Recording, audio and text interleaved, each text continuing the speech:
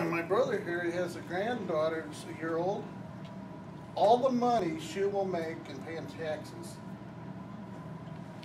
in her lifetime, we've already spent the money.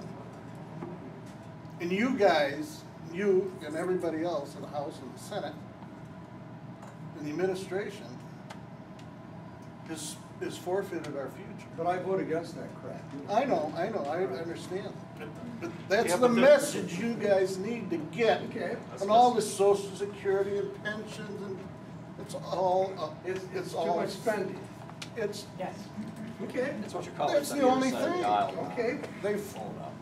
We're so pretentious. After World War II, the British wanted $5 billion loan from the U.S. Treasury after the war. President Truman said, I'm sorry, we can't do it. $5 billion. That's what we pay them now a month in interest that we owe just Great Britain, Yeah. let alone China, They're the third and largest Japan. bondholders. And they went to Senator Reid here a few weeks ago. When are we going to stop the spending? Why are you spending this money? Well, you know what his answer was? We have so many little emergencies come up. Yeah. He's a part of, I know you're frustrated, and we're yeah, very the frustrated. reason for this is to come up with the Halted. ideas.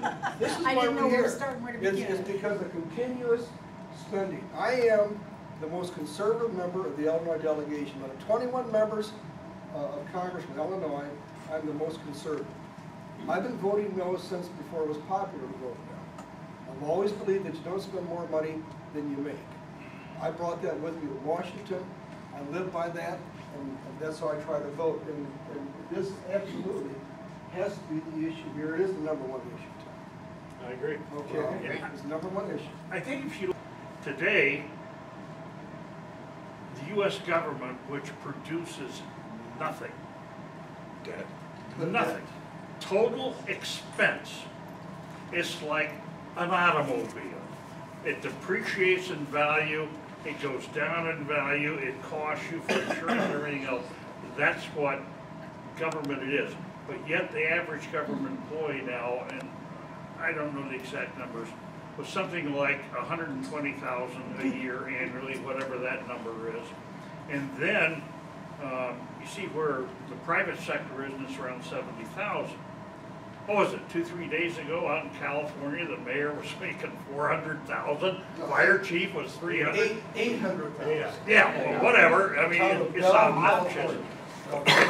Somewhere along the line, Jack Welch made the comment one day. He said an organization will come to the brink of failure before it sees a need for change, and even then it may not change. And I think that puts us right where we are today. God bless you for your conservatism. I enjoyed your comments during the hearing up there. I think it was what? All right. The issue here is this. Do you continue the growth of government the way it is? No. Or do you cut back on the size of government? Or does cutting back on the size of government have anything to do with balancing the budget? Absolutely. Everything. Yes, sir. In the bigger picture here, the tax, in the deficit, stop spending things is not going to get it. You've got to shrink this huge tumor called the federal government. So I don't know how you do it, but there are all kinds of programs and things that we don't need. And the government is just so oppressive with all of these things. And that is the root of our economic problems also. There are 10,000 federal programs. We could probably get by with maybe 500. Well, you can buy with a lot less on there. Yes, sir. Okay. Do we ever audit those kind of things? Let me tell you. I remember when, who was it, Jerry and our senator here from Herb Dirksen, yeah. They once a week got up and talked about toilet stuff. seats. But we don't audit. There was a bill that came up about a year and a half called STEM, Science, Technology, Engineering and Math. With the hue and cry, rightly so, that Americans are behind our friends around the world. And so it set about to create 14 new programs. And I voted against it because I looked at the existing programs we already have now. They're about 37 programs spread throughout 14 different agencies and bureaus. Only half been audited.